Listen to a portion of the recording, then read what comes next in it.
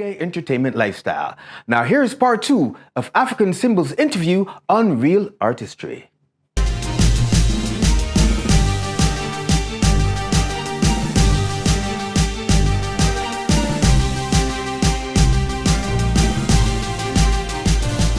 Here's a recap from last week with African Symbol on real artistry.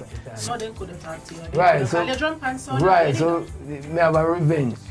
I want to kill them sound system there. Stay tuned for part 2. Welcome back.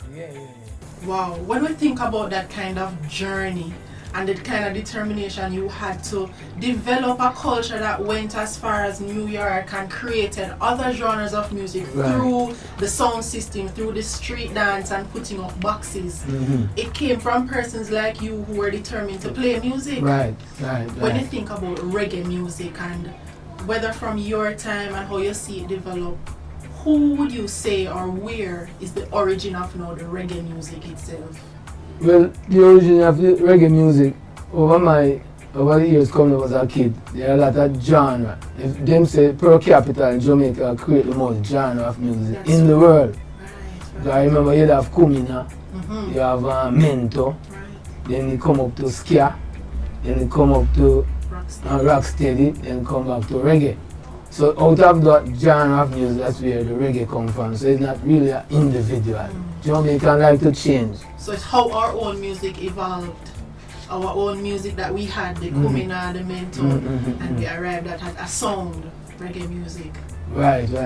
In those days when reggae was developing, who were some of the persons who took that sound and really played it and popularized it locally and got persons involved with that new kind of sound that you can remember? Yeah, there's a lot of people. You have Scratch Perry, you have producer, you have player of instrument. I think it derives from these people. But you have a guy named Bob Marley now, who him take it on a different level. Because first time reggae music was like the singing about girls. And then sometimes some derogative message come by only talking about rude boys. Nowadays the dancers them speak more about gun, but in those days the beginning reggae was similar to that. Yeah, right. But Interesting. And then now Bob Marley come up with different levels. Bob Marley is like a song. When you listen to Bob Marley music, if you're sad or you feel boring, you listen to Bob Marley song, it keep you cool. So he brought a kind of spirituality to the music. With other culture also. Before Bob Marley, during those times, like say alternate era, most of their content of lyrics was singing about more like girls, and they might sing about rude boys, and Delroy Wilson, go on. That's how the contents of their lyrics was based on. When Bob Marley stepped into the picture, it was a different thing. Bob Marley sing about the culture of Jamaica, and he was sing about slavery, and then he's about the Christian faith. He said, don't look down up in the sky for what you need. It is right there. Those kind of sensitized our people because it was kind of brain drain after slavery. Because our foreparents die out and the next generation come and like a wandering sheep. Bob Marley put back the sheep together. Wow. Would you say he's the one who put the reggae music that we had at that time on the map? On the map is Bob Marley. Bob Marley put it on the map for sure. In terms of where we are now with the music, I'm going to go back to your career, but in terms of where we are with the music today, when you think about reggae music, from Bob Marley's time coming up and now today, how do you think the music has changed? Has it changed for the better? Is it different? Are you still proud of it? The dramatical change.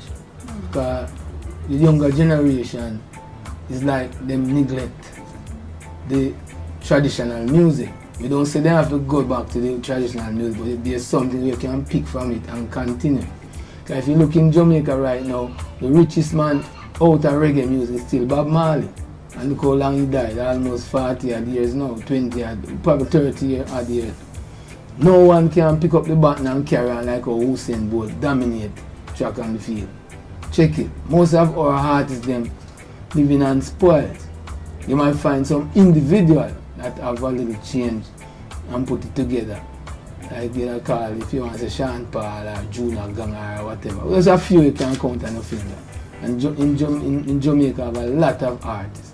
But what really happened, the contents of their lyrics now is a little bit different. So when you go into the foreign country like Europe and them things, it's like you have to sing a reggae song. We come from the old timers to get that forward. But if them continue with their kind of contents and lyrics, they never get no forward. Anywhere, France, Germany, Japan. So it's like you go to the Chinaman shop and buy something, and the Chinaman give out the change with some other $1 in it. You vex, and when you come out of the shop, you throw it away. That's how they throw away the black gold.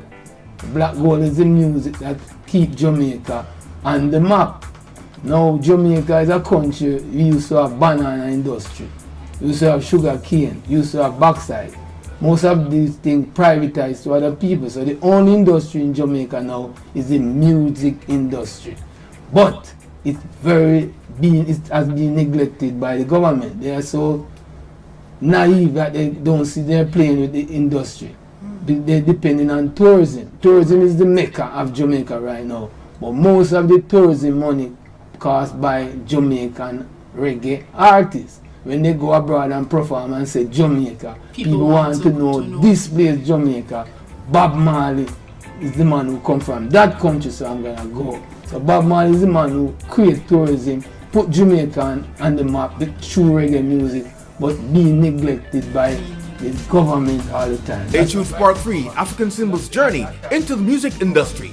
You're watching Reggae Entertainment Lifestyle. Keep it